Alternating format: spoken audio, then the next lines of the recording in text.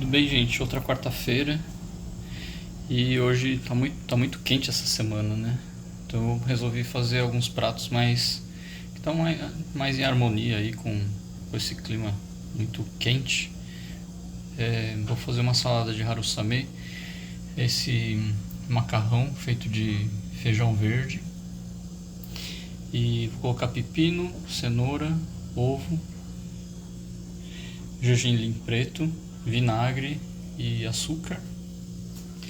Esse prato aqui eu gosto bastante. Eu gosto desse tempero, né, com misoia e meio doce. Então vou colocar pimenta cambuci, que não é ardida, né? Vai tipo um pimentão, um sabor um pouquinho diferente, né? Vou colocar tofu, mas não precisa pôr, quem não gosta. Pasta de soja fermentada, que é o miso, e um pouquinho de açúcar. E aí um outro prato, uma outra salada que me lembra bastante a infância, minha mãe fazia, é salsão, cebola, e o tempero é tipo um vinagrete, sem tomate, mas é vinagre, né? Azeite e sal a gosto. É isso aí, vida plena. Primeira coisa, então, coloquei a panela com água para esquentar, porque o harusame eu quero comer frio, né? Porque tá muito quente mesmo. Então o primeiro prato que eu vou fazer é a salada de harusame. É rápido, né? É só colocar um pouquinho na água fervendo, ele cozinha rapidinho. Enquanto eu vou cozinhando o harusame, eu vou contar a segunda parte da história da homeopatia. Eu acho que vale lembrar que a história não é bem essa. Eu conto uma história meio romanceada, mas é para falar dos princípios homeopáticos também junto. Então, a gente terminou a história. Eu vou colocar o harusame. Aqui tá branquinho e ele vai ficar transparente. Aqui eu vou colocar no Pirex e eu já mostro para vocês. Então, quando o Hahnemann ele teve a intuição da lei dos semelhantes, né? Ou relembrou, não sei, né? Que é o Hipócrates, lá o pai da medicina, já tinha comentado sobre a lei dos semelhantes, né? Então, o primeiro medicamento foi, ele viu a matéria médica da quina, né? Da casca da cinchona peruana. E aí qual que é o raciocínio lógico que ele teve que fazer? Eu preciso conhecer o que os medicamentos podem causar, né? Então, ele realmente teve que fazer uma técnica de experimentação, né? E aí é bem científico essa parte da homeopatia, aliás toda ela é, né? E como é que ele tem que fazer para experimentar o medicamento, saber o que ele pode causar, sem incluir sintomas da pessoa, né? Então a pessoa ela não pode estar doente. Por isso que a experimentação do medicamento homeopático chama experimentação no homem-são, né? Então são várias pessoas, porque cada um tem uma constituição diferente. Então homem, mulher, criança, adulto, todos voluntários, né? Ele foi experimentando e aí ele foi compilando todos os sintomas que o medicamento poderia causar. Outro princípio homeopático, né, que já vem decorrente aí disso, é que o harusame, ele já, deixa eu colocar o rosto aqui que o cameraman acompanha. Quando você toma um medicamento, isso você pode comprovar com qualquer medicamento, inclusive nas bulas, né, dos medicamentos alopáticos, as nossas células, a gente tem receptores naturalmente. Então tudo aquilo que você toma como medicamento, e medicamento por definição é aquilo que altera, né, o estado em que você se encontrava, você tomou um medicamento e ele alterou aí o estado anterior. Isso é medicamento. Remédio é o que cura, né, se você escolheu direitinho. Então o medicamento ele vai agir em várias células. E aí, inclusive no sistema psíquico, porque os neurônios também são células, né? Então, não tem como na homeopatia a gente não obedecer esse outro princípio da homeopatia, que é o homem integral, né? Então, desde a experimentação, quando você começa a compilar os sintomas de cada medicamento, tem que ser uma experimentação pura, né? A pessoa tem que estar sã e tem que tomar só aquele medicamento, né? E aí, na compilação dos sintomas, você já vai ter que anotar tanto os sintomas mentais como os sintomas físicos, né? Então, contando a história da homeopatia até de uma maneira meio romanceada, a gente já falou da lei dos semelhantes, a gente já falou da experimentação numa menção e a gente já falou do homem total, que é essa visão, né, que a gente tá passando aí desde a parte mental até a parte física. Ao mesmo tempo, cada constituição e cada indivíduo ele vai desenvolver um grupo de sintomas, né?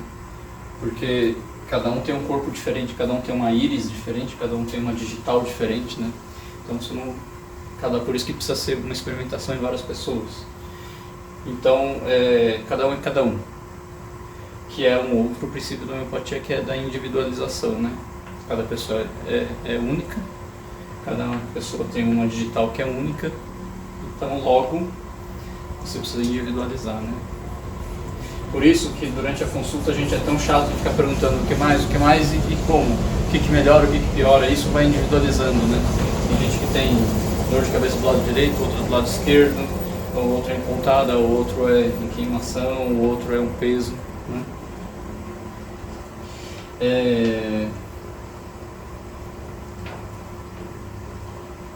Os princípios homeopáticos, na verdade, eles são o corolário do outro. O que isso significa? Um é meio que consequência do outro, já está implícito, né? Você acaba revelando, mas já estava implícito no anterior. Então,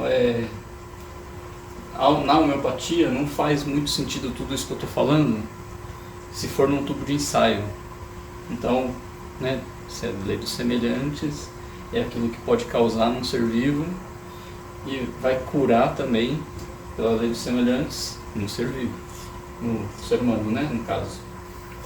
Então, não é só isso, estou dando uma visão muito simples, né, que não é bem isso, mas tem outro princípio da homeopatia que a gente fala, que é o vitalismo. Tem toda uma filosofia por trás, não convém eu ficar aprofundando nesse assunto aqui. Então, vitalismo, em primeiro lugar, vitalismo.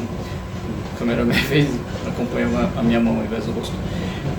Lei dos semelhantes, experimentação numa menção, o homem total, 4, e individualização é o 5. É a quinta, não precisa ser nessa ordem, tá? E aí o Hahnemann ele começou a fazer essas experimentações todas, né? Agora, deixa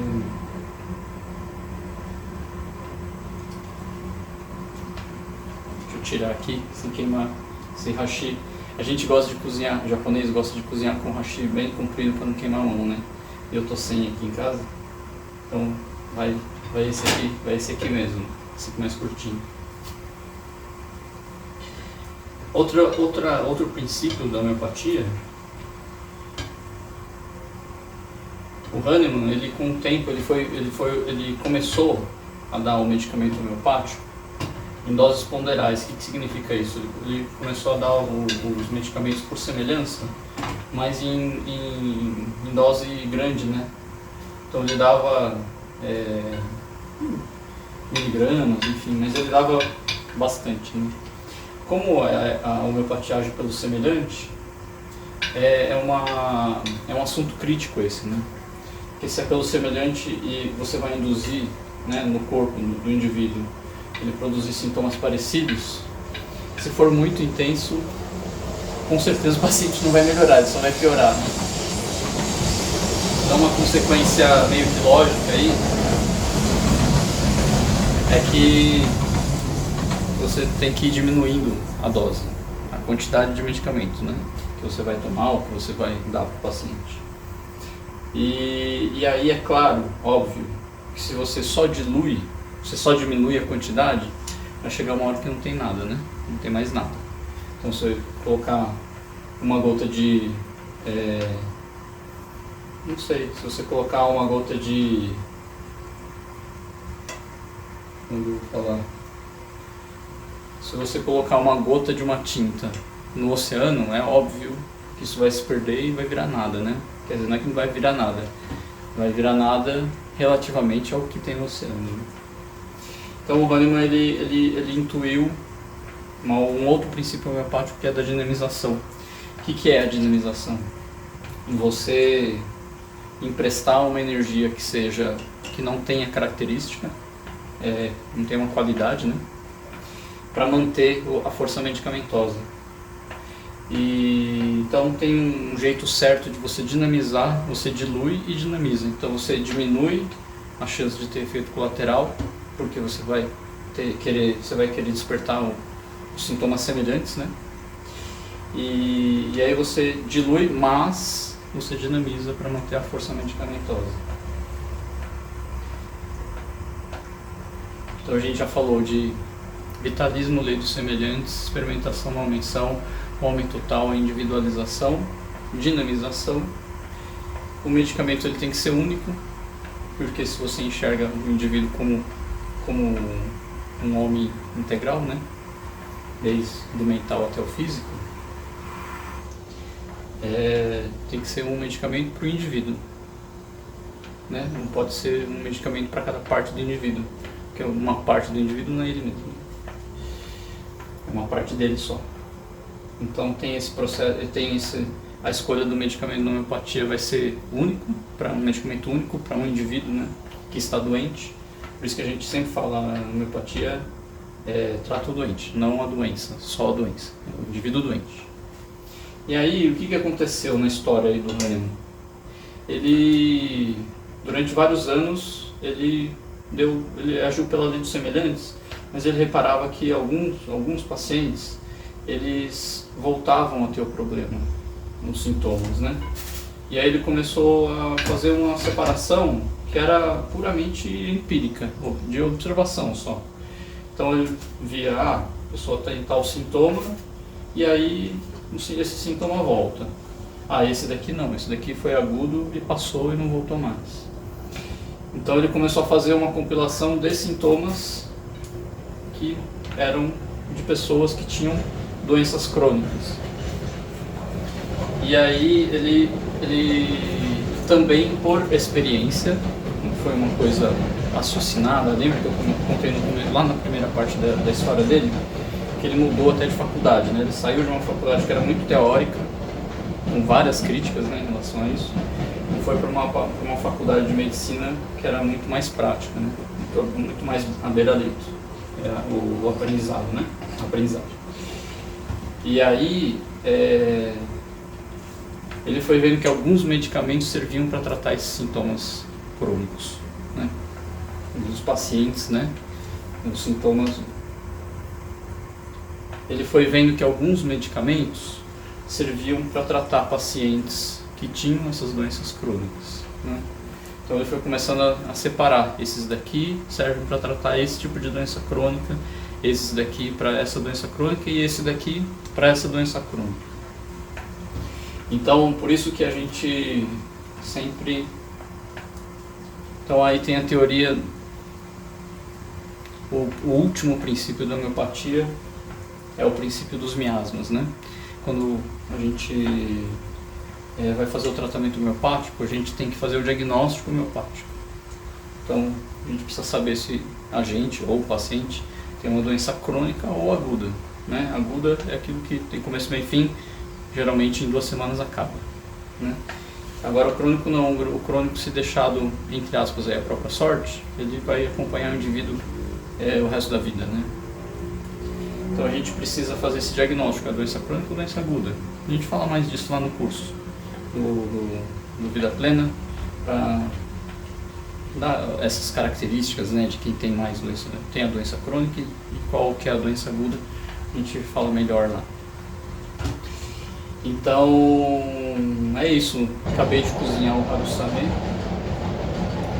fica com essa aparência aqui, mais transparente. Eu coloquei no Pirex, agora eu vou colocar os outros ingredientes. Então eu vou ralar o pepino, vou ralar a cenoura, vou fritar o ovo do jeito japonês, né, que é com saquê e açúcar e um pouquinho de sal. Vou cortar esse ovo e vou jogar aqui e fazer o tempero. O tempero é como se fosse de sushi, né? De novo, é o ovo da chácara que a gente usa, né? Então só tem que tomar o cuidado que às vezes ele está passado, mas eu vou quebrar um copinho aqui para fazer o tempero dele, né?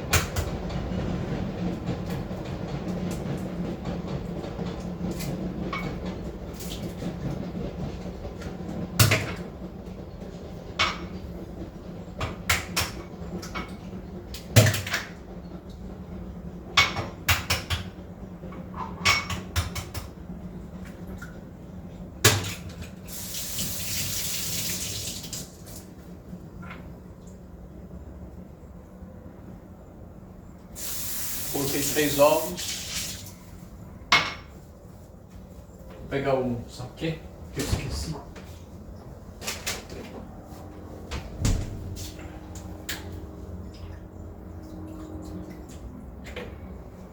O açúcar.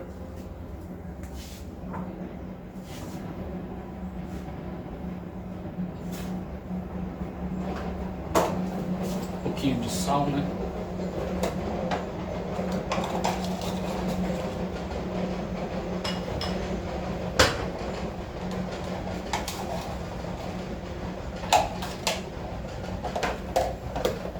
Bater.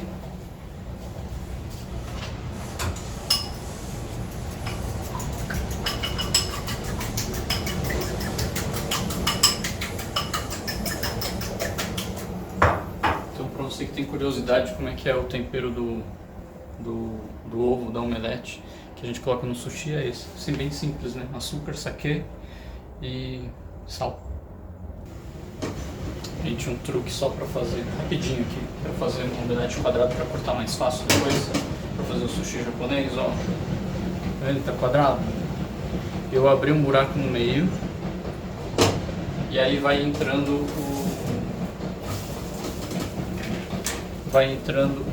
o ovo novo, que tá por cima, né? Não é ovo novo, mas enfim, o ovo cru. E aí você dobra as pontas, então não queima, porque a parte do meio vai estar nova e você meio que virou o omelete, deixando uma parte que está cozinhando pela primeira vez embaixo e a parte que já cozinhou por cima. Então você faz tipo uma dobradura, né? Você dobra aqui e dobra aqui, e a parte de baixo foi a que você abriu o buraco. E aí depois o cameraman tá doido. E aí depois é só virar e aí fica. Eu deixei queimar um pouquinho para filmar, então não vou mostrar como é que ficou, mas é isso aí. Vou colocar o gergelim agora aqui.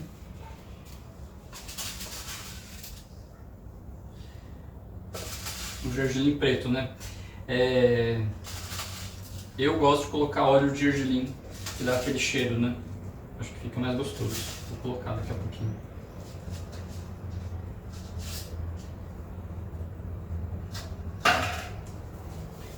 Vou cortar aqui o ovo, que já está pronto.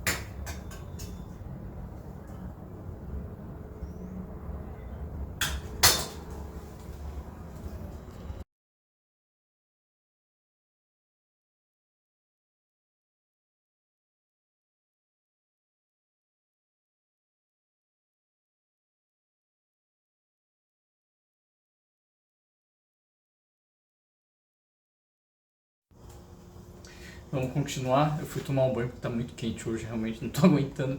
E a gente acabou almoçando só a salada de harusame. Já cortei o salsão. Eu gosto de cortar que nem minha mãe cortava, né? Óbvio. Meio compridinho. A cebola também comprida.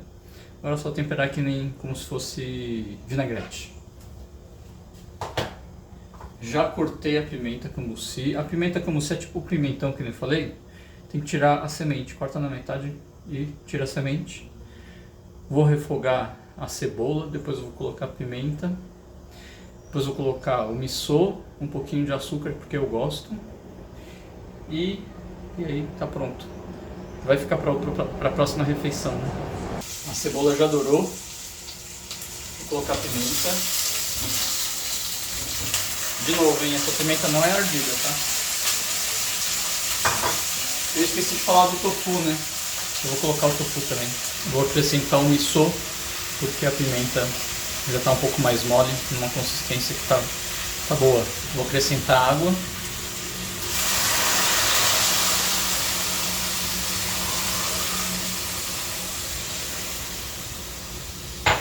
Depois no final vou colocar amido de milho, um pouquinho de açúcar. Para terminar o prato eu coloquei cebolinha e um pouquinho de chia. Acho que para dar um colorido também, né? Além do gosto da cebolinha, tava meio sem cor. Eu adicionei esses dois ingredientes. É isso aí, vida plena.